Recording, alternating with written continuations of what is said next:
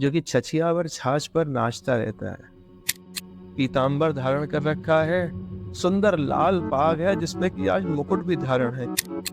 कृष्ण चंद्र की अपनी कोई भी रोशनी नहीं होती है, चंद्रमा की कहाँ रोशनी है।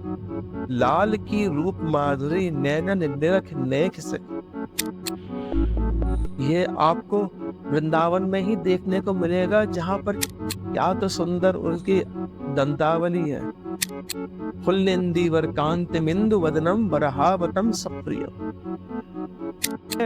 एक एक किसी रोम का भी दर्शन किसी मुनि को हो जाए तो उनके रोम के रोमांच में डूब के वो मुनि जो है अपनी साधना को छोड़ के विह्वल हो जाए। एक तो हमारे राधा वल्लभ लाल, और उसके ऊपर उन्होंने लाल पाग और धारण कर रखी। वो उनकी कुटिल अलक जो है सुंदर सुंदर घुंघराली काली काली चिकनी चिकनी नरम नरम, उनको कहते हैं कि भैया सनत कुमार है वो। काला रंग कौन? वो द्रग बिंदु कौन? ठाकुर जी। और उसके ऊपर सुंदर सुंदर उनकी भ्रकुटी जो कि धनुष के द्रग चाप की तरह है, कभी के बाद छोड़ देते हैं तो सामने वाले जो भी हैं वो सब घायल हो जाते हैं। सुधंग नाचत नवल किशोरी, और जिसको देखना है रास, अपनी चित्त वृत्ति संभालनी है तो मुझको देख लो, पूरे संसार के सारे द्वेष काम क्रोध सब जो है खत्म हो जाएंगे। तब गोपियां अपने सिर पे हाथ रख के कहे कि हे ठाकुर जी, तुझे कोई ना जीत सके। बंशी तेने बजाई मधुर, कान में हमारे गई, तो तेने बुलाया तभी तो हम आए, और हमसे पूछा कैसे आई। प्रिया जी कहती हैं उनसे एक शब्द में कि लालजू, आपने मेरे मुख के वचन छीन लिए, मैं भी आपसे भी यही कहने लगा। कह रहे हैं जैसी नटवत हरिवंश गान रागणी कल्याण तान, सप्त स्वरन कल इते पर मुरलिका बरखी। ठाकुर जी का सुंदर राग में एक पद सुनो, राधा वल्लभ लाल के लाल पाग में दर्शन करो, देखो जीवन कैसा धन्य हो।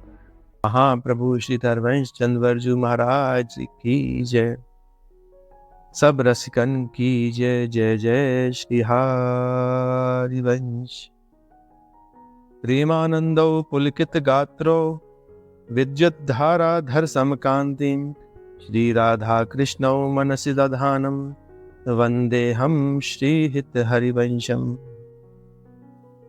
प्रीतिरिव मूर्ति मत रस सिंधो, सार संपद विमला, वैदग्धीनाम हृदयम कांचन, श्री वृंदावन कारणी जयति। रस घन मोहन मूर्तिम, विचित्र केली महोत्सव उल्लसितम, श्री राधा चरण विलोडित, रुचिर शिखंडम हरिम वंदे।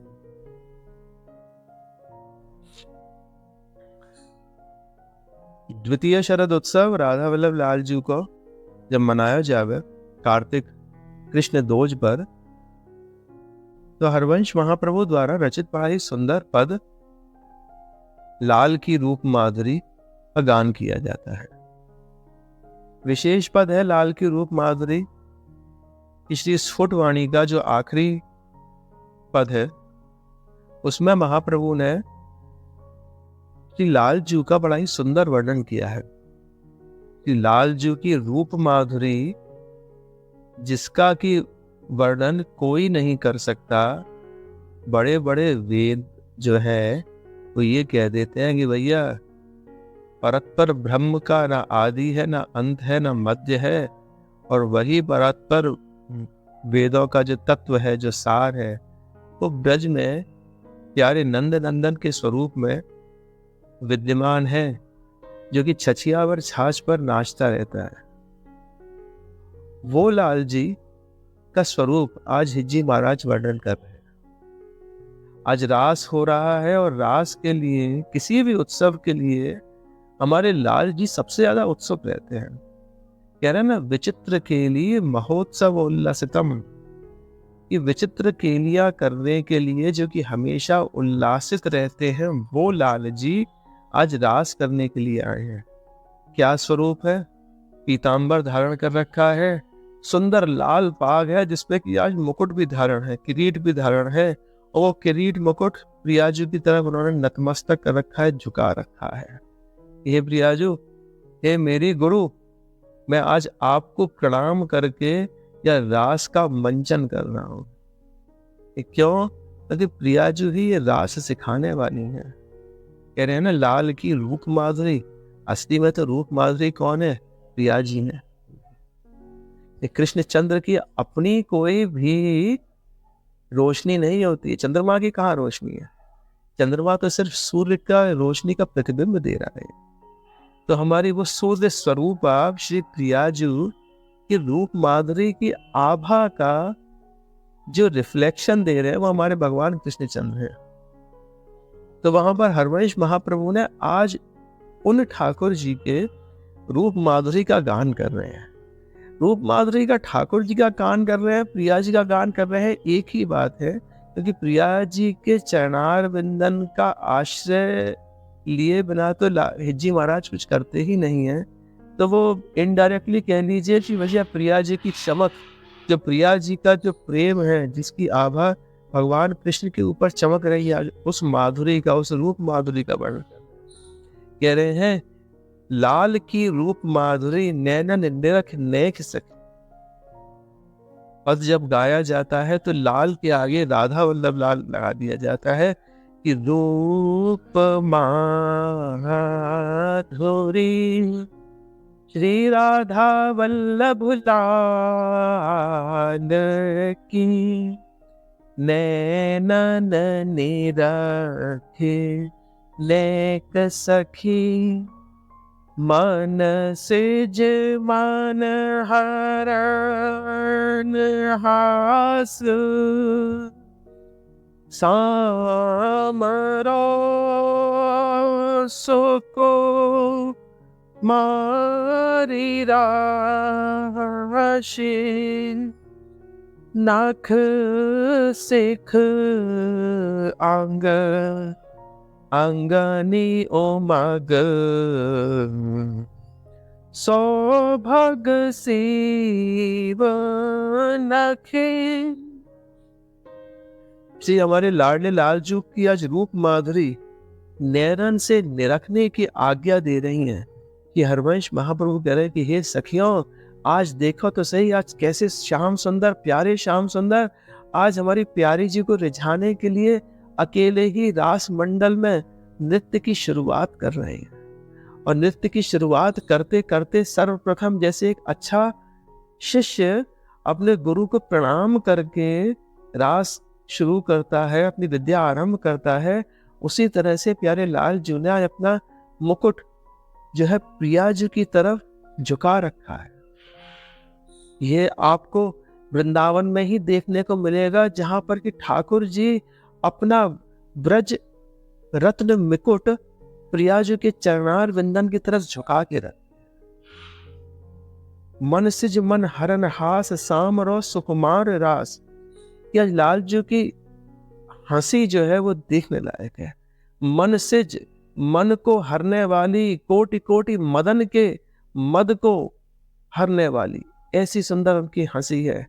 क्या तो सुंदर उनकी दंतावली है, क्या सुंदर उनके अधर है, और कैसी उनकी मन हरने वाली उनकी हंसी है कि जब वो मंद मंद मुस्कुराते हैं तो हल्की सी हंसी से उनकी वो अनार के दाने की तरह जो दंतावली होती है वो भी चमकती है उस रात्रि में। और लाल लाल उनके अधर हल्के से मुस्कुराने से बताने कोटि कोटि कामदेव का मद हर लेते हैं वो हमारे लाल जी। सांवरो सुकुमार राश। ये भैया सांवरे सलोने ठाकुर जी, आज तो आप सुकुमारता की राशि हैं। कैसे सांवरे हैं ये? कहीं कहीं पर वर्णन आता है कि हमारे ठाकुर जी का सांवरापन कोई इंद्र नील मणि से मिलाते हैं। ठाकुर जी का सांवरापन नीला कमल जो होता है उससे मिलाते हैं। ठाकुर जी का सांवरापन सजल नील मेघ जो होता है उससे मिलाते हैं। ऐसी सुकुमार, ऐसे सांवरे हमारे ठाकुर जी हैं कि उनके अंदर इंद्र नील मणि की चमक भी है। उनके अंदर इंदिवर जो नीला फूल, नीला कमल है, उसकी सुकोमलता है उनके अंदर। और सजल मेघ की तरह वो कैसे हैं, गंभीर एवं शीतल भी है। कि उनके अंदर चमक भी है, नीलेपन में चमक जब चमकती है ना तो देखने लायक होती है हमारे ठाकुर जी। ऐसे मरकत मणि की शिला से दिखते हैं। कमल के नीले फूल के एक कमल की तरह नहीं, कमल के गुच्छे की तरह सुंदर लगते हैं। फुल्लेंदीवर कांतिमिंदु वदनम बरहावतम सप्रियम। इसी तरह से जब उनकी शीतलता कि जब गोपियां उनके पास में जाती हैं, सखियां उनके पास में जाती हैं, तो पता नहीं कितने कितने संसार के ताप का वो निवारण कर देते हैं। ऐसे वो सजल मेघ की तरह शीतल हैं। सजल जलद नीलम दशचदार शीलम करतल घृत शैलम वेणु वाद्य रसाल। वेणु तो उनकी क्या गजब की बजती है, वो तो दुनिया का मन हर लेती है। ऐसे मन सिज मन हरनहाज सामरो सुकुमारी राश। ऐसे सुकुमारता की वो राशि है। नख सिख अंग अंगंग उमग सौभग सीव नखी। कि भैया आज तो उनकी सुकुमारता ऐसी है, इतनी सुंदर है कि सुंदरता उनकी उमड़ रही है। उनके श्री अंग में से सुकुमारता उमड़ रही है। एक एक किसी रोम का भी दर्शन किसी मुनि को हो जाए तो उनके रोम के रोमांच में डूब के वो मुनि जो है अपनी साधना को छोड़ के विह्वल हो जाए। बड़े बड़े ब्रह्म ऋषि हैं, बड़े बड़े नारद आदि मुनि हैं, बड़े बड़े ब्रह्मा शंकर हैं, वो भी उनके एक रोम का भी दर्शन कर लें आज। कि जब ठाकुर जी रोमांचित होकर वो नृत्य कर रहे हैं हमारे रास मंडल पर प्रिया जी को रिझाने के लिए, देखने लायक है, देखने लायक है। कह रहे रंग मंगी सिर सुरंग पाग लटक रही वाम भाग चंपकली कुटिल अलक बीच बीच तक। आज प्यारे लाल जी ने लाल रंग की पाग बांध रखी है। एक तो हमारे राधा वल्लभ लाल और उसके ऊपर उन्होंने लाल पाग और धारण कर रखी है। लाल पाग कैसी सुंदर, जो कि किधर की तरफ लटक रही है, लटक रही वाम भाग।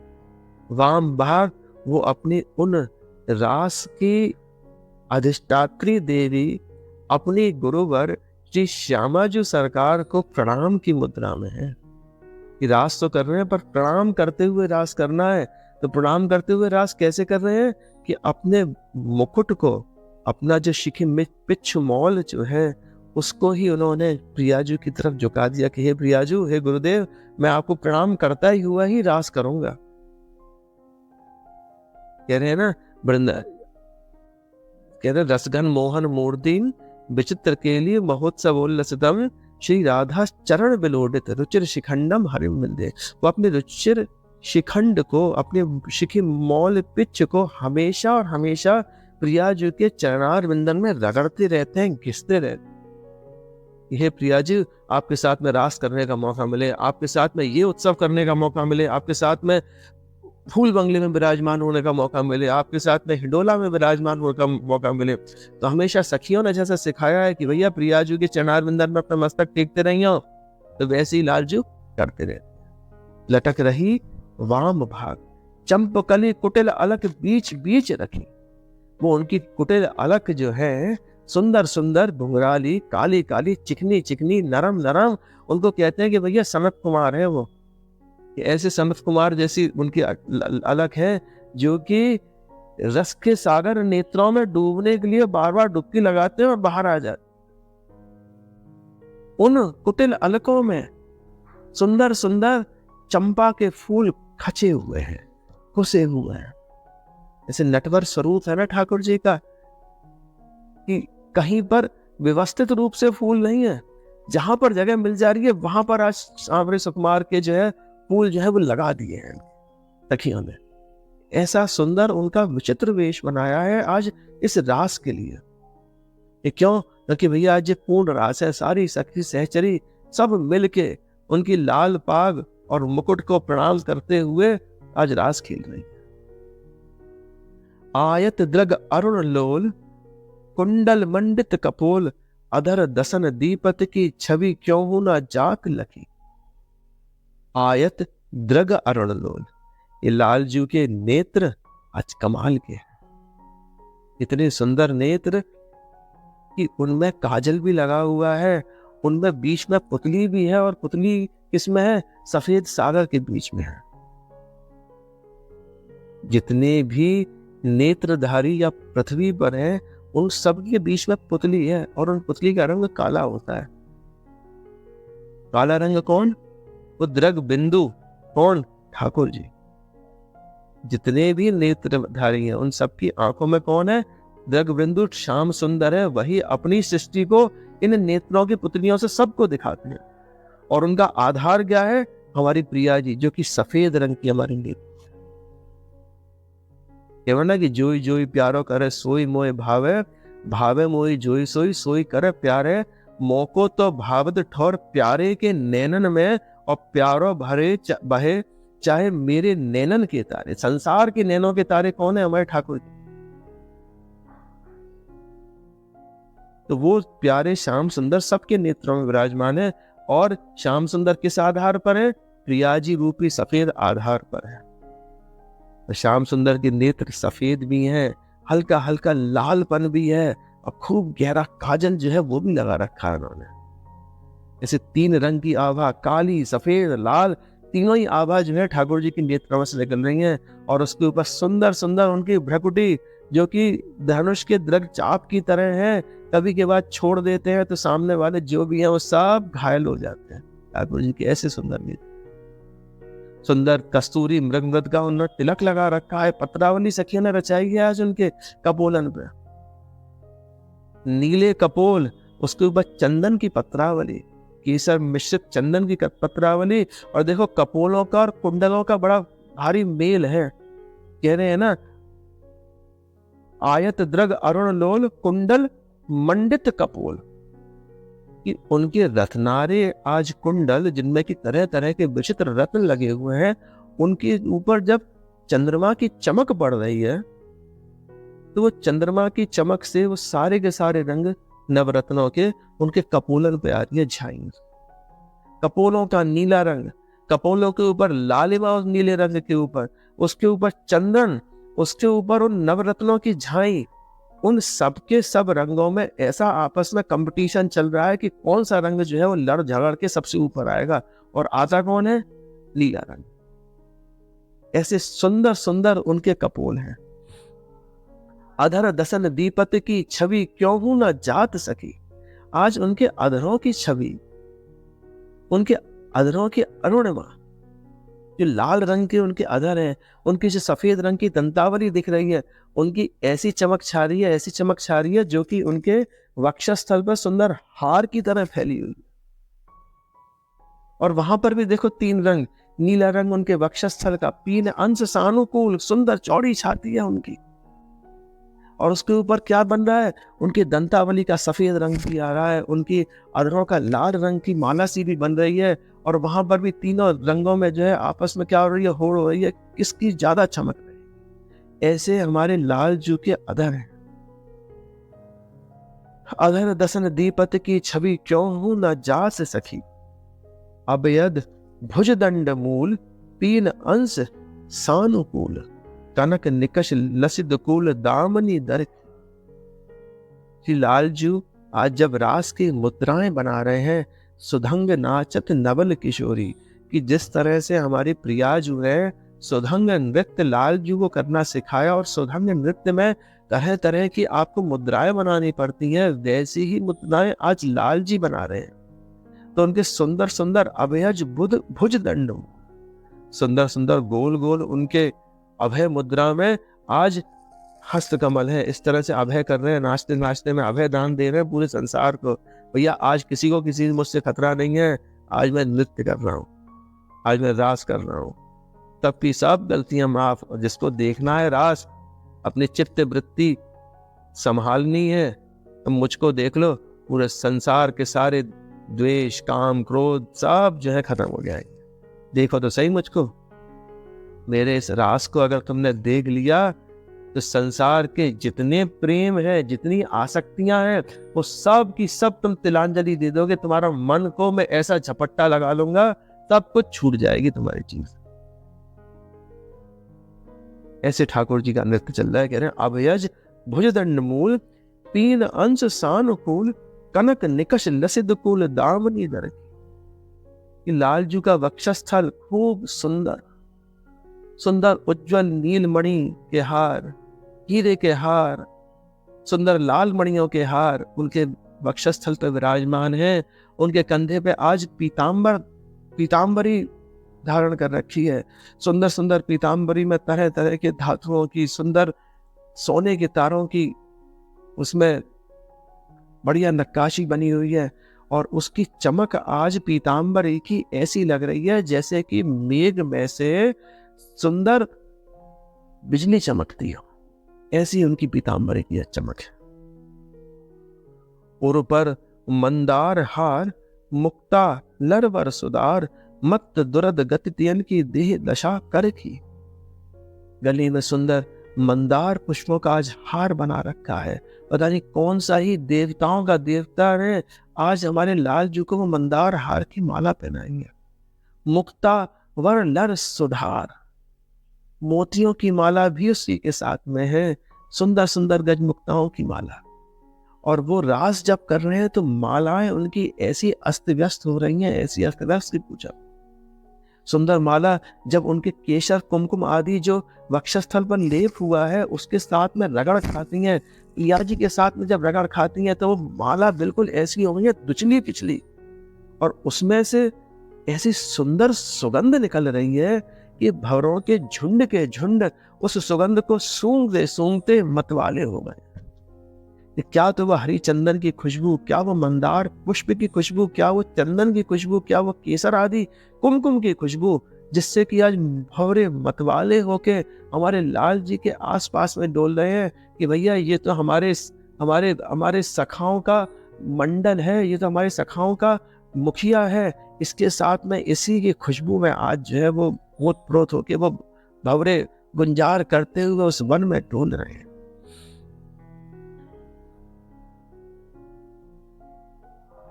मुकुलित वह नव किशोर, वचन रचन चित्त के चोर, मधुरित पिक चाव नूत मंजरी चखी। ये लालजू महाराज की वचन रचन की शैली गजब की है। जब ब्रज में ब्रज वनिताओं के साथ में वो रास खेलते, उन्होंने बंशी बजाई और बंशी बजाने के बाद में अनभिज्ञ की तरह गोपियों से पूछ रहा है कि हे गोपियों कैसे आई तुम यहाँ पर ऐसी रात्रि में।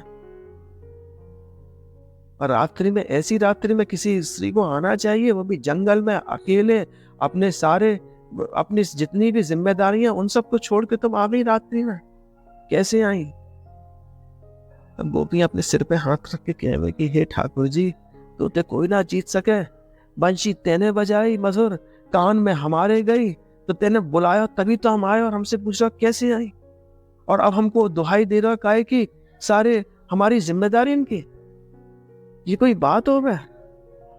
ऐसे हमारे ठाकुर जी वचन रचन चित्त के चोर है। और देखो ये चित्त के चोर जो है ना, ठाकुर जी की चित्त चोरपन ये प्रिया जी के सामने नहीं चल पाती है।